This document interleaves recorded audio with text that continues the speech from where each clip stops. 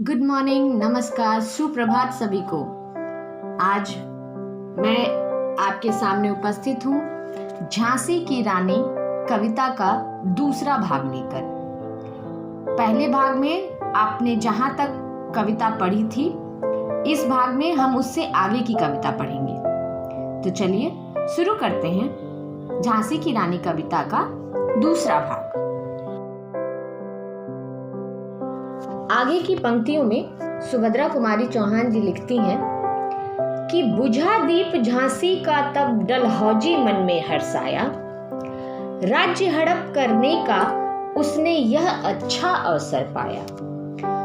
फौरन फौजें भेज दुर्ग पर अपना झंडा फहराया, लावारिश का वारिस बनकर ब्रिटिश राज्य झांसी आया। अश्रुपूर्ण रानी ने देखा झांसी हुई वीरानी थी, बुंदेले हर बोलों के मुंह हमने सुनी कहानी थी, खूब लड़ी मर्दानी वह तो झांसी वाली रानी थी। अर्थात झांसी का दीपक बुझ जाने पर, यानी राजा जी के मर जाने पर अंग्रेज गवर्नर लॉर्ड डलहौजी को बड़ी प्रसन्नता हुई, क्योंकि उसे झांसी का राज्य हड़पने का एक अच्छा अवसर मिल गया था। उसने तुरंत अपनी फौजें भेज झांसी के किले पर अपना झंडा फहरा दिया। इस प्रकार उस वारिश रहित झांसी, यानी वारिश का मतलब यानी उस झांसी में कोई संतान, राजा जी की कोई संतान नहीं थी, इसीलिए झांसी वारिश रहित थी, यानी कि उसका कोई वारिश नहीं था। उस वारिस रहित झांसी के राज्य का वारिश कौन बन गया? ब्रिटिश राज्य बन गया, यानी कि लॉर्ड डलहौजी ने झांसी के राज्य पर कब्जा कर वहां का वारिस बन गया। रानी ने आंसू भरकर देखा कि झांसी अब क्या थी? उजड़ चुकी थी। ऐसा बुंदेलखंड के हर बोलों के मुंह हमने जुबानी सुनी थी कि एक झांसी की रानी थी जो युद्ध में मर्दानों की तरह लड़ी थी।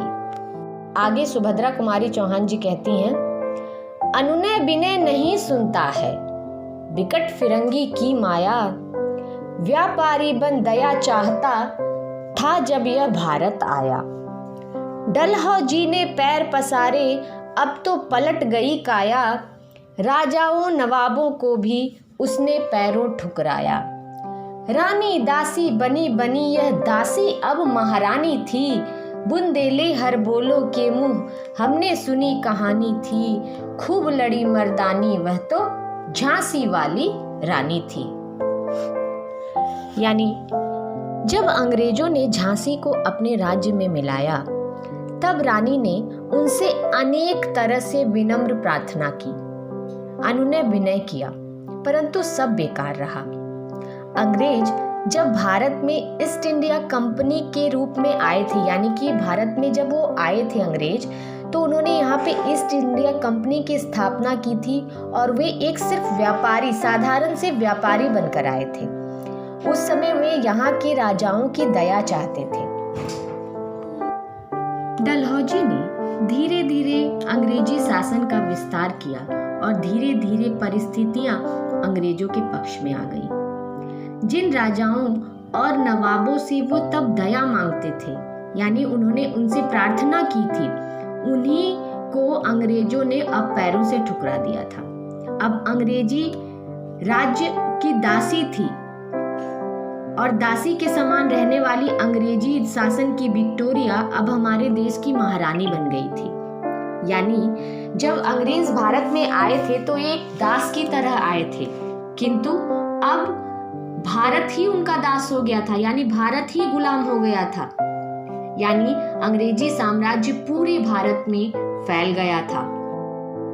छीनी राजधानी दिल्ली की, लिया लखनऊ बातों बात, कैद पेशवा था बिठुर में, हुआ नागपुर का भी घात। उदयपुर तंजौर सतारा, कर्नाटक की कौन विसात, जबकि सिंध पंजाब ब्रह्म पर अभी हुआ था ब्रज निपात। बंगाली मद्रासे आदि की भी तो यही कहानी थी, बुंदेले हर बोलों के मुंह हमने सुनी कहानी थी, खूब लड़ी मर्दानी वह तो झांसी वाली रानी थी। धीरे धीरे अंग्रेजों का साम्राज्य भारत पर फैल गया था। अंग्रेजों ने दिल्ली छीन ली, उस पर अपना अधिकार कर लिया। लखनऊ को भी उन्होंने जीत लिया। बिठूर के पेशवा बाजीराव को बंदी बना लिया गया तथा नागपुर पर भी घातक हमला किया। इसी प्रकार उदयपुर, तंजौर, सतारा, कर्नाटक आदि भी अंग्रेजों के सामने ठहर नहीं सके। सिंध, पंजाब, म्यांमार यानी कि बर्मा आदि का भी पतन हो गया था। यानी सब पर किसका अधिकार हो गया था? अंग्रेजों का अधिकार हो गया था। यही हालत बंगाल और मद्रास यानी कि चेन्नई की भी हो गई थी। यानी कि पूरे भारत पर अंग्रेजों का साम्राज्य हो गया था। उन्होंने पूरे भारत को अपने कब्जे में ले लिया था। ऐसा बुंदेलखंड के हरबोलों की जबानी हमने कहानी सुनी थी कि खूब लड़ी मर्दानी वह तो झांसी वाली रानी थी। रानी रोई रनिवासों में, बेगम गम से थी बेजार, उनके कपड़े गहने बिकते थे कलकत्ते के बाजार। सरे आम नीलाम छापते थे अंग्रेजी के अखबार, नागपुर के जेवर ले लो, लखनऊ के लो नौलख हार। यूं पर्दे की इज्जत पर देसी के हाथ बिकानी थी, बुंदेले हरबोलों के मुंह हमने सुनी कहानी थी। खूब लड़ी मर्दानी वह तो झांसी वाली रानी थी। जिन राजाओं के राजपाट अंग्रेजों ने छीन लिए थे, उनकी रानियां रनिवासों में रो रही थीं, और जिन नवाबों की रियासत छीनी, उनकी बेगमें भी बहुत दुखी थीं। उनके बहुमूल्य कपड़े और गहने कलकत्ता के बाजार में बिकते थे। अंग्रेजी अखबार नीलामी की खबरें सबके बीच पहुंचा रहे थे। नागपुर के जेवरों और लखनऊ के प्रसिद्ध नौलखी हार बाजारों में बिक रहे थे। वे गहने जो औरतों तथा रानियों की शोभा थे, पर्दे की इज्जत थे, दूसरों के हाथों में बिक रहे थे। यानी अंग्रेजों ने जब अधिकार कर लिया जिन राजाओं की रियासतों पर, तो वहां की जो धन संपत्ति गहने सब थे वे कलकत्ते के बाजारों में बिकते थे। उनकी आम सरेआम नीलामी की जाती थी। ये परिस्थिति जो इज्जत घर की थी वो अब सरेआम बाजारों में नीलाम हो रही थी। आगे सुभद्रा कुमारी चौहान जी लिखती हैं, कुटियों में थी विषम वेदना, महलों में आहत अपमान, वीर सैनिकों के मन में था अपने पुरखों का अभिमान। नाना धुंधु पंत पेशवा जुटा रहा था सब सामान, बहिन छबीली ने रणचंडी का कर दिया प्रकट आह्वान। हुआ यज्ञ प्रारंभ उन्हें तो सोई ज्योति जगानी थी, बुंदेले हरबोलों के मुंह हमने सुनी कहानी थी। खूब लड़ी मर्दानी वह तो झांसी वाली रानी थी। अर्थात जब झांसी पर अंग्रेजों का कब्जा हो गया तो झांसी को मुक्त कराने के लिए प्रयास होने लगे। जो कुटिया में रहते थे वे भी बहुत दुखी थे, और जो महलों में रहने वाले थे वे स्वयं को अपमानित महसूस कर रहे थे। झांसी के वीर सैनिकों के मन में अपने वीर पूर्वजों की वीरता का अभिमान भी था। वे अंग्रेजों से बदला लेने के लिए तैयार थे। यानी सारी तरफ एक आक्रोश था, एक गुस्सा था। सभी लोग खुद को अपमानित महसूस कर रहे थे। वे अंग्रेजों से बदला लेना चाहते थे।